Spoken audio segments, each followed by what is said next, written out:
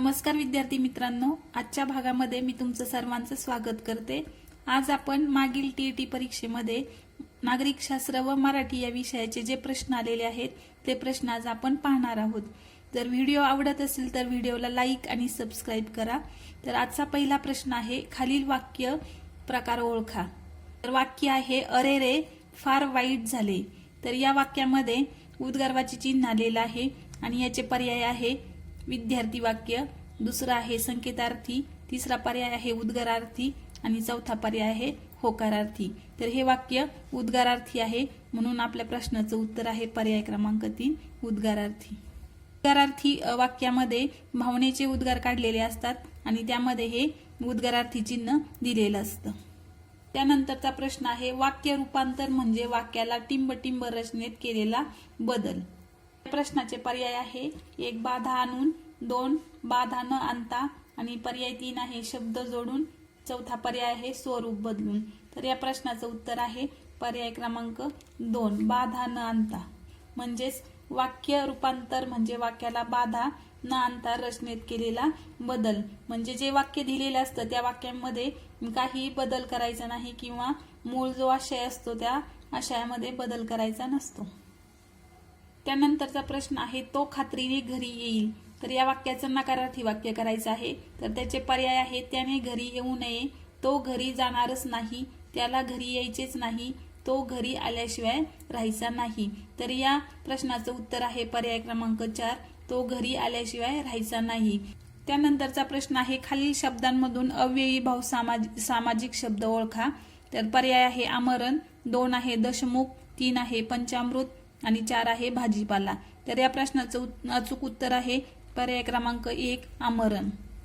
तर अव्ययी भाव समासामध्ये पहिलं पद हे महत्वाचं असतं आणि यामध्ये उपसर्ग जोडलेला असतो म्हणून इथे आमरण याला हा उपसर्ग आ जोडलेला आहे म्हणून हे वाक्य अव्ययी भाव समासाचं आहे। नंतरचा प्रश्न आहे, मला परीक्षेत पहिला वर्ग मिळाला। हे टिंब वाक्य आहे। तर पर्याय आहे स्वार्थी वाक्य, 2 आहे विद्यार्थी वाक्य, 3 आहे संकेतार्थी वाक्य आणि 4 यापैकी नाही।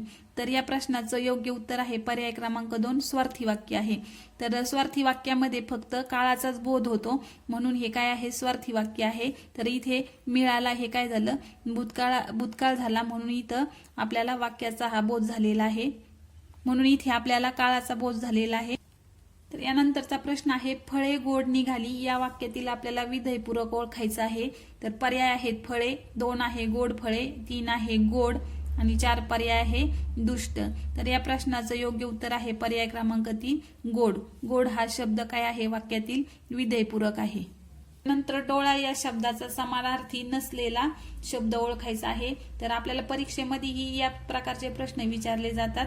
त्यामध्ये आपल्याला नसलेला हा जो शब्द असतो नसलेला असलेला याकडे आपल्याला जास्त लक्ष द्यायचं आहे कारण इथे आपण गडबडीत वाचायला जातो ना इथे फसतो। तर पर्याय आहे 1 अक्ष, 2 आहे चक्षु आणि पर्याय 3 आहे लोचन, 4 पर्याय आहे दृश्य। तर या प्रश्नाचं योग्य उत्तर आहे पर्याय क्रमांक 4 दृश्य। तर दृश्य हा शब्द डोळा या शब्दाचा समानार्थी नसलेला शब्द आहे। तर हे बाकीचे अक्ष, चक्ष हे लोचन हे डोळा या शब्दाचे समानार्थी शब्द आहेत। नंतरचा प्रश्न आहे, प्रयोग ओळखा। तर वाक्य दिलेलं आहे, ती दररोज संध्याकाळी गाणे गाते। तर यामध्ये आता आपल्याला वाक्यामध्ये कर्मणी प्रयोग आहे की कर्तरी आहे का भावे आहे का कर्म कर्तरी आहे हे ओळखायचं आहे। तर या प्रश्नाचं योग्य उत्तर आहे पर्याय क्रमांक 2 कर्तरी प्रयोग आहे।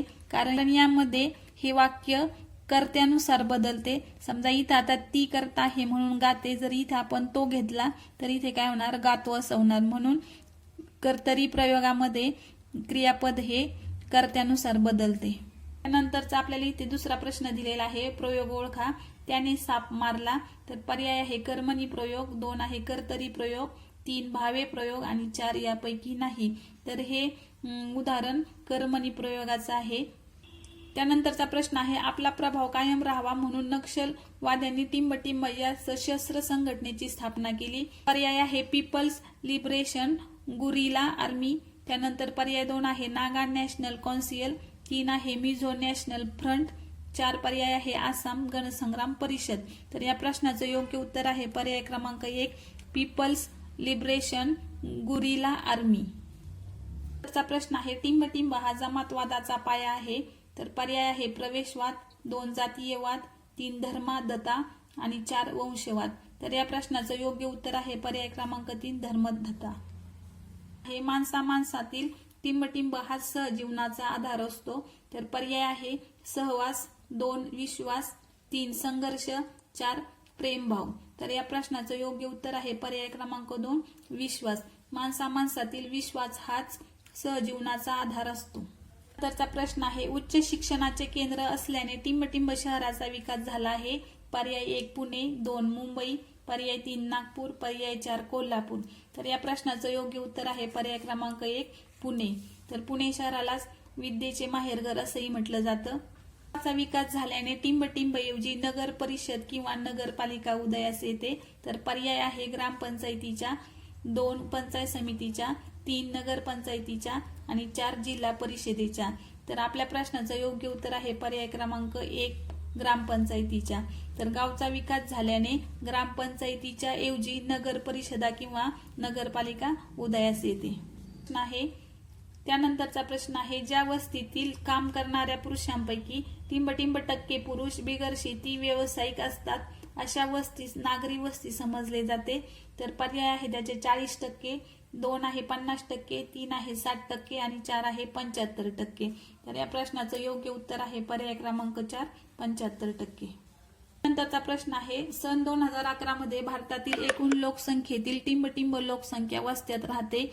तर पर्याय आहे 25.72, पर्याय 2 आहे 28.6%, पर्याय 3 आहे 37.07% आणि पर्याय 4 आहे 39.05%. तर या प्रश्नाचं योग्य उत्तर आहे पर्याय क्रमांक 3 37.0% हे लोक वस्त्यांमध्ये राहतात. त्यानंतरचा प्रश्न आहे, इसवी सन 1974 मध्ये भारताने टिंबटिंब या ठिकाणी अणुचाचणी केली. तर पर्याय आहे श्रीहरिकोटा, 2 थुंबा, 3 आहे पोखरण आणि 4 आहे जैतापूर. तर या प्रश्नाचं योग्य उत्तर आहे पर्याय क्रमांक 3 पोखरण. त्यानंतरचा प्रश्न, भारताच्या संविधानात कलम टिंबटिंब मध्ये परराष्ट्र धोरणांची मार्गदर्शक तत्वे दिलेली आहेत. तर पर्याय आहे कलम 25, कलम 15, कलम 50 आणि पर्याय 4 आहे कलम 51. तर या प्रश्नाचं योग्य उत्तर आहे पर्याय क्रमांक 4 51 कलम. टिंबटिंब यांनी भारताच्या परराष्ट्र धोरणात अलिप्तवादाची भर घातली आहे. तर पर्याय आहे 1 अटल बिहारी वाजपेयी, 2 इंदिरा गांधी, 3रा पर्याय आहे पंडित जवाहरलाल नेहरू आणि पर्याय 4 आहे डॉक्टर मनमोहन सिंग. तर या प्रश्नाचं योग्य उत्तर आहे पर्याय क्रमांक 3 पंडित जवाहरलाल नेहरू. तर अशा प्रकारे आज आपण मागील टीईटी परीक्षेमधील नागरिकशास्त्र व मराठी या विषयाचे काही महत्त्वाचे प्रश्न आज आपण पाहिलेले आहेत. जर व्हिडिओ आवडला असेल तर व्हिडिओला लाईक आणि सबस्क्राईब करा. धन्यवाद.